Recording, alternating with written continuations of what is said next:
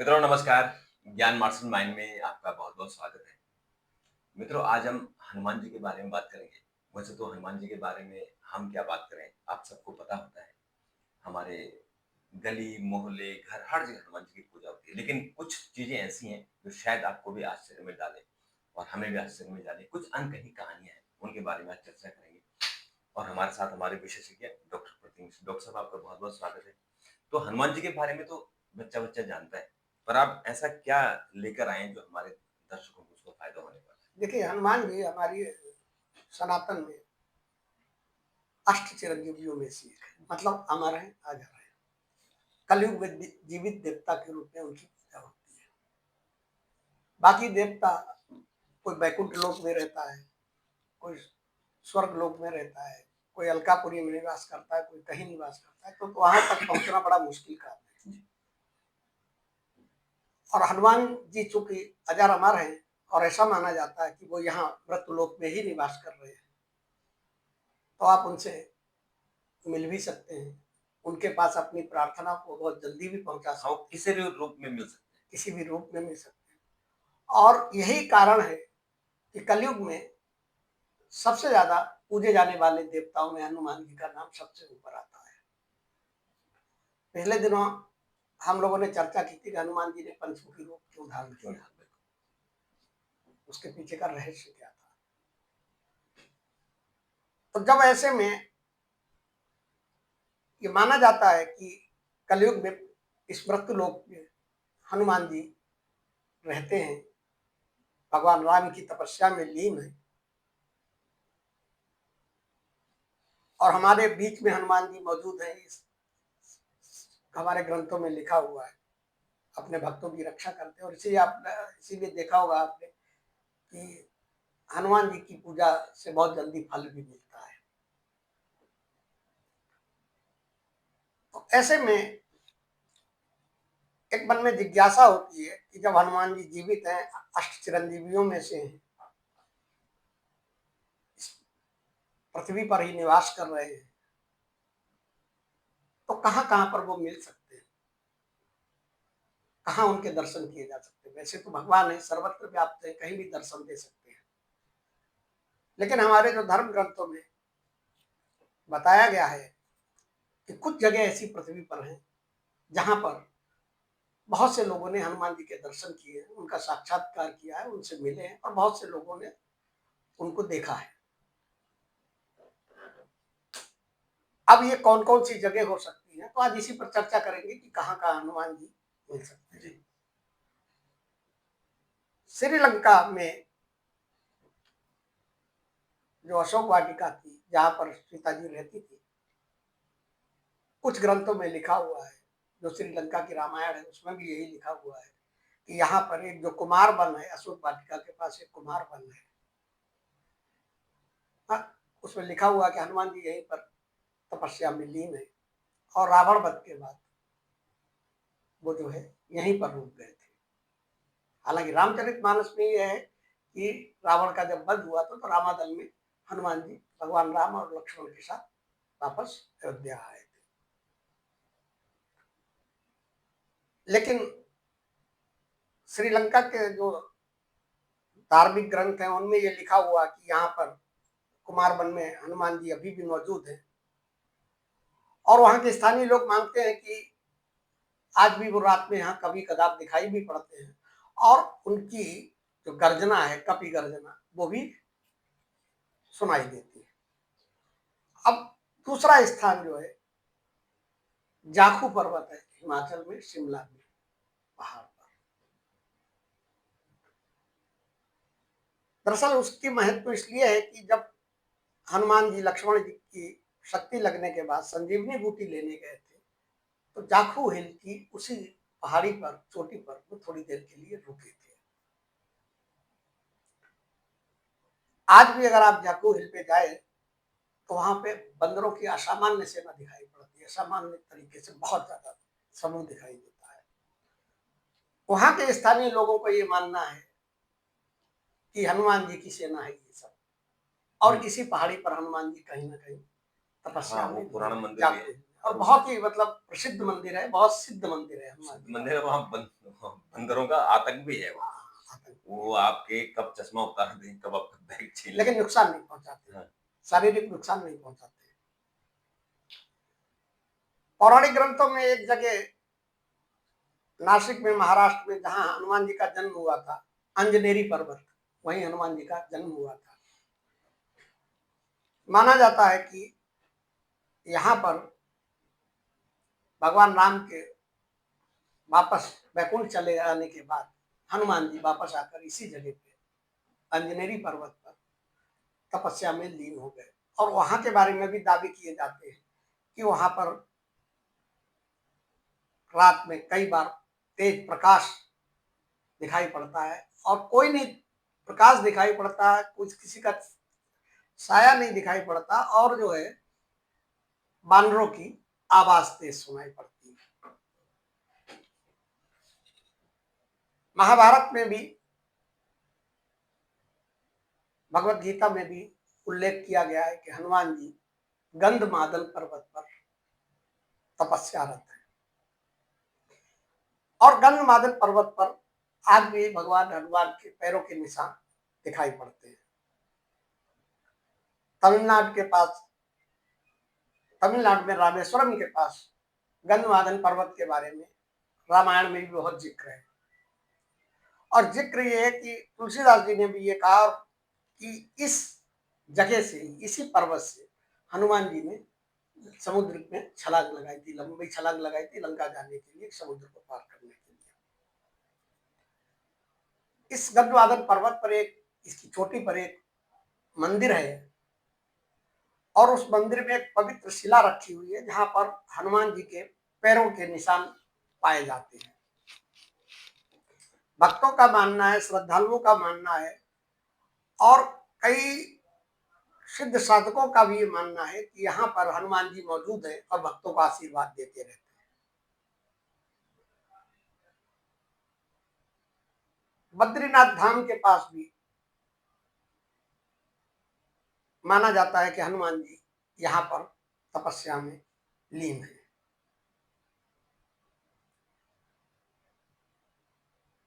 गंधमादन पर्वत पर कई साधुओं ने देखा है कि जब गंधमादन पर्वत पर कई साधु और योगियों ने वहां पर तपस्या की, साधना की, तो अचानक अत्यधिक सुगंध और फूलों की दिव्य खुशबू वातावरण में फैल गई, और उन लोगों का कहना था कि हनुमान जी के आने का संकेत है। वहां पर अजीब तरीके के पदचिन्ह दिखाई पड़ते हैं जो कि मानवों के बिल्कुल भी नहीं है, पुरुषों मतलब मनुष्यों के पैर जैसे निशान बिल्कुल नहीं है। और सबसे आश्चर्यजनक बात यह है कि वो पैरों के निशान जो है वो इतने बड़े बड़े हैं, और वो बंदर के पैरों के निशान से मिलते जुलते दिखाई पड़ते हैं, और रात में दिखाई पड़ते हैं और सुबह गायब हो जाते हैं। बद्रीनाथ के स्थानीय पुजारी भी कहते हैं कि जब जब संकट आता है तो हनुमान जी पर्वत की चोटी से निकल कर आते हैं और उस संकट को दूर करते हैं और भक्तों की रक्षा करते हैं। गंधमादन पर्वत पर हनुमान जी की एक गुफा है, और उस गुफा के बारे में ये माना जाता है कि उसमें कोई भी व्यक्ति प्रवेश नहीं कर पाता है, और ऐसा कहा जाता है कि हनुमान जी उस गुफा के अंदर ही तपस्या में लीन है, सूक्ष्म शरीर में। हिमालय के कई क्षेत्रों में भी दावा किया जाता है कि उन गुफाओं में हनुमान जी आज भी साधना करते हैं। हिमाचल के हनुमान टिब्बा और केदारनाथ के पास की जो गुफाएं हैं उनके बारे में सिद्ध योगियों का, साधकों का ये मानना है कि उन्होंने वहां पर हनुमान जी के दर्शन किए हैं, और ऋषि मुनियों ने भी एक कई जगह उल्लेख किया है कि वहां पर हनुमान जी पाए जाते हैं। और कहा जाता है कि जो ऊपर की तरफ ऊंचे पहाड़ियों की चोटी पर ऊंचे मंदिर बने हुए हैं, वहां पर एक विशेष आध्यात्मिक ऊर्जा का अनुभव होता है, और दावा ये किया जाता है कि जो लोग हनुमान जी की सच्चे मन से पूजा करते हैं तो कहीं ना कहीं उनको किसी न किसी रूप में दर्शन दे देते हैं। एक और जो मान्यता है उसमें यह माना जाता है कि तिब्बत में कैलाश पर्वत के पास जो मानसरोवर झील है, हालांकि उसे भगवान शिव से जोड़कर देखा जाता है, लेकिन कई धार्मिक ग्रंथों में कई सिद्ध योगियों ने इस बात का वर्णन किया है, इस बात का दावा किया है कि इस कैलाश मानसरोवर झील के पास केवल हनुमान जी ही नहीं, अन्य अष्टजीव जो चिरंजीवी हैं वो भी यहाँ पर, उनकी भी हमारा आत्माएं जो है समय समय पर यहाँ पर आते हैं और झील की दिव्य शक्ति को ग्रहण करते हैं, भगवान शंकर का आशीर्वाद लेते हैं। एक स्थान और बताया गया है चित्रकूट में, हनुमान धारा। इस मंदिर से जुड़ी एक विशेष कथा बताई गई है, जिसमें कहा जाता है कि हनुमान जी ने जब लंका में आग लगाई थी, उसके बाद जो है पूरे शरीर में उनके जलन पैदा हो रही थी। उन्होंने समुद्र में कूद के भी उस आग को, उस जलन को कम किया, लेकिन उसके बाद भी जो कम नहीं हुई, तो वो इस चित्रकूट में इसी जगह पर आ गए थे। और यहाँ पर भगवान राम ने अपने दिव्य बाणों के द्वारा एक जलधारा को प्रकट किया था, जिससे कि हनुमान जी को परेशानी नहीं हो। जब भी उनको जलन महसूस हो तो उस जलधारा में वो अपनी जलन को शांत कर सकते हैं। अगर आप आज भी जाएंगे हनुमान धारा चित्रकूट में दर्शन करने जाएंगे, तो आप देखेंगे कि हनुमान जी की मूर्ति के ऊपर एक जल जो है लगातार गिरता रहता है, जबकि और कहीं किसी मंदिर में आपको इस तरीके की चीज नहीं दिखाई पड़ेगी। बहुत सिद्ध पीठ है, वहां के बारे में भी ये माना जाता है कि हनुमान जी यहाँ पर निवास करते हैं। दक्षिण में रामेश्वरम में एक पंचमुखी हनुमान मंदिर है, और वो कथा, अब कहानी आपको पता ही, रावण का वध करने के लिए भगवान हनुमान ने 5 रूप धारण किए थे। इन पंचमुखों में वराह का रूप था, नरसिंह, गरुड़, हयग्रीव और हनुमान का खुद का रूप शामिल था। ऐसा माना जाता है कि पंचमुखी हनुमान मंदिर जो रामेश्वरम में है, वहां भी आज भी जीवंत रूप से हनुमान जी की मौजूदगी का एहसास किया जाता है, और बहुत ही सिद्ध जगह है। वहां पर भी कई लोगों का दावा है कि उन्होंने हनुमान जी को किसी न किसी प्रकार से उनकी मौजूदगी का एहसास किया है। एक जगह और अपने उत्तर प्रदेश में है, हनुमानगढ़ी। हाँ, वहां आप गए भी वहां होंगे। वहां तो उनको राम जी ने कहा था कि आप यहाँ रहो और यहाँ के अयोध्या के राजा बनो। अयोध्या का राजा बनना उनको स्वीकार नहीं था। उसमें ये उन्होंने ये कहा था, हनुमान जी ने ये कहा था कि प्रभु, हम इस स्थान पर रहकर इस अयोध्या नगरी की रक्षा करेंगे। और हनुमानगढ़ी के बारे में ये दावा किया जाता है कि वहां पर आज भी हनुमान जी मौजूद है। आज भी मौजूद है, क्योंकि जब राम जी गए, जब वो बैंकुट धाम की तरफ, तो तब उन्होंने कहा था, क्योंकि सभी चले गए थे, तो हाँ। हनुमान जी जीवित थे, उन्होंने हनुमान जी को छोड़ दिया कि आप यहाँ रहो और यहाँ धरती पर इंतजार करो। और ये अयोध्या का उनको राजा बनाया था, लेकिन जैसे आपने कहा कि उन्होंने कहा कि राजा नहीं, मैं रक्षा करूंगा। हाँ, वो सेवक के रूप में थे ना, तो अयोध्या नरेश कौशलावधिपति राम थे, तो राम राजा रहे, और राम को वो अपने इष्ट और आराध्य के रूप में देखते थे, सेवक की भांति देखते थे। तो उन्होंने कहा कि हम यहाँ से रहकर रक्षा करेंगे, अयोध्या की रक्षा करेंगे। तो ये माना जाता है कि हनुमान जी, और वहां भी बहुत से लोगों ने दावा किया वहां हनुमानगढ़ी में कि उन्होंने हनुमान जी को किसी न किसी रूप में देखा है, उनका साक्षात्कार किया है। और वहां पर भी बड़ी सिद्ध जगह है, जो भी जाता है, और शायद ही मुझे लगता है कि कोई राजनेता ऐसा होगा जो वहां अयोध्या जाता होगा हनुमानगढ़ी में, सबसे पहले हनुमानगढ़ी के ही दर्शन करने पड़ते हैं। एक और स्थान है महेंद्रगिरी पर्वत, जहां पर भगवान परशुराम के बारे में कहा जाता है कि वो अभी तपस्या में लीन है, और वो कल्कि को शस्त्र की शिक्षा देंगे। हाँ। और भगवान परशुराम ने द्वापर में, देखिए, द्रोणाचार्य को शिक्षा दी, कर्ण को शिक्षा दी, पितामह भीष्म को शिक्षा दी, और कृष्ण को जो है कृष्ण को भी शिक्षा दी, और उनको जो है वो सुदर्शन चक्र दिया। तो अभी कल्कि में उनको तीर वही देंगे। कल्कि में जो है उनको तलवार जो है परशुराम जी ही देंगे। तो महेंद्रगिरी पर्वत जो है वो उड़ीसा में है। यहाँ के बारे में भी ये कहा जाता है कि जब रावण का वध हो गया, हनुमान जी अयोध्या आए, अयोध्या में राम चले गए, उसके बाद उनका मन बहुत खिन्न हो गया और उन्होंने कहा कि नहीं, अब हमें तपस्या करनी है। और वो महेंद्रगिरी पर्वत पर ही, और वहां भी परशुराम जी की, उनको लगा, उनको ये प्रेरणा हुई कि परशुराम जी भी भगवान विष्णु के ही अवतार हैं और राम भी भगवान विष्णु के, तो उन्हें चूंकि राम से वो दूर रह ही नहीं सकते थे, तो इसलिए उन्होंने, ऐसा माना जाता है कि वो महेंद्रगिरी पर्वत पर ही जाकर तपस्या करने लगे कि इस बहाने, हाँ, उनका मतलब हमें हमारे भगवान का सानिध्य प्राप्त रहेगा, इष्ट का। यहाँ पर बहुत से लोगों का दावा है महेंद्रगिरी पर्वत पर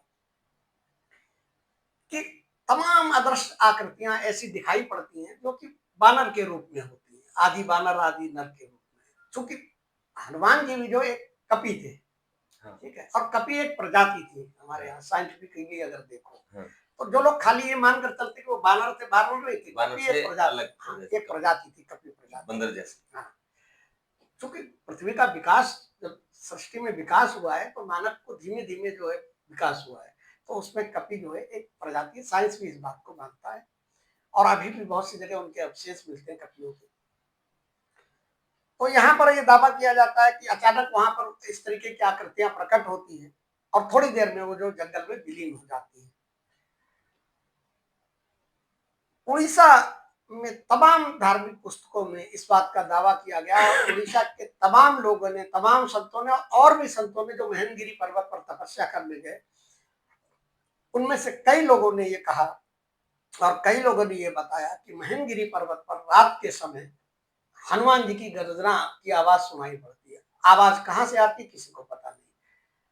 कई बार जो है लोग उस आवाज को सुनने की तरफ, कई सिद्ध साधक, कई योगी उस तरफ बढ़े भी, लेकिन अचानक एक तेज रोशनी आती है और उनका रास्ता अवरुद्ध हो जाता है। तो फिर वो समझ जाते हैं कि हनुमान जी की इच्छा नहीं है और वो वापस लौट आते हैं।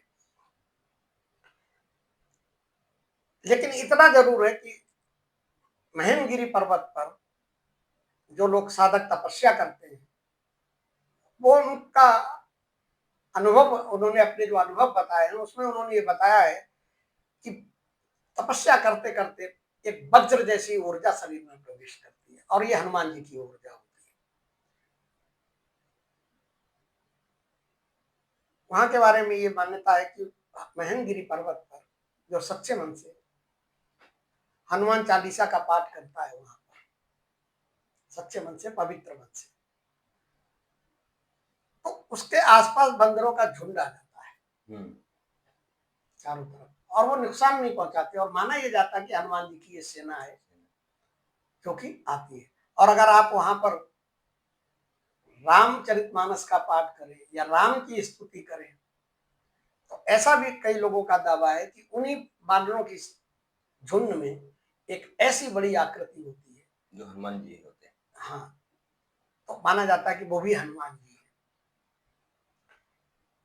और इसलिए भी इस महेंद्रगिरी पर्वत पर हनुमान जी की उपस्थिति की, मौजूदगी की ज्यादा इसलिए भी संभावना जताई जाती है कि कलयुग के अंत पर जब भगवान कल्कि आएंगे तो परशुराम जी से शिक्षा लेने वहीं जाएंगे और वहीं परशुराम जी उनको शिक्षा देकर हनुमान जी को के सुपुर्द करेंगे और हनुमान जी फिर जो है उनकी सेवा में करके, और जो दुष्टों का नाश है, जो अनाचार है, जो धर्म विरोधी ताकतें हैं, हाँ, जो कलयुग में जो पाप इतना बढ़ जाएगा, उस पाप का अंत करने में कल्कि के साथ में रहेंगे। तो ये हनुमान जी के बारे में इस तरीके के दावे किए जाते हैं, मान्यताएं हैं। वैसे तो ये कि सच्चे मन से आप कहीं भी हनुमान जी की पूजा करें, हनुमान जी का चालीसा का पाठ करें सच्चे मन से और शुद्ध मन से, तो कहीं न कहीं किसी न किसी रूप में वो आपको आशीर्वाद जरूर देते हैं। बिल्कुल। और हमारे तो घर घर, गांव गांव, सड़कें, जहां जाओ हनुमान जी की मूर्ति इसलिए मिलती है, इतने लोगों की आस्था है और भगवान हनुमान जी। दरअसल ये जो चीजें, जो स्थान हमने बताए हैं जिनका उल्लेख धर्म ग्रंथों में है, बेसिकली यहाँ पर सिद्ध साधक जो है वही जा पाते हैं और वो भी उन्होंने साधना करते हैं और वो भी इस उम्मीद में जाते हैं कि भाई हम जाएंगे तो एक सिद्ध साधक का एक स्तर जो है वो सामान्य मनुष्य से बहुत ऊपर होता है, तो उन्हें लगता है कहीं ना कहीं हनुमान जी से साक्षात्कार होगा किसी न किसी रूप में। तो इसलिए इन स्थानों पे हनुमान जी से मुलाकात संभव हो सके। हाँ, और अगर आपको भी लगे कि आपको भी हनुमान जी के दर्शन करने हैं, तो इन स्थानों पर जरूर जाएं, लेकिन सच्चे मन से, तपस्या के साथ, क्योंकि भगवान हनुमान जी, उन्होंने केवल तप किया और भगवान राम को समर्पित कर दिया था। ऐसे समर्पण की भावना से आप जाएंगे तो हनुमान जी जरूर दर्शन देंगे और आपके दुख दूर करेंगे। डॉक्टर साहब, आपने इतनी अच्छी जानकारी दी, आपका बहुत बहुत धन्यवाद। मित्रों, आपका भी बहुत बहुत धन्यवाद। चैनल को सब्सक्राइब जरूर कीजिए, शेयर कीजिए, लाइक कीजिए। ऐसे ही एक शानदार वीडियो के साथ फिर आपसे मुलाकात होगी। तब तक नमस्कार।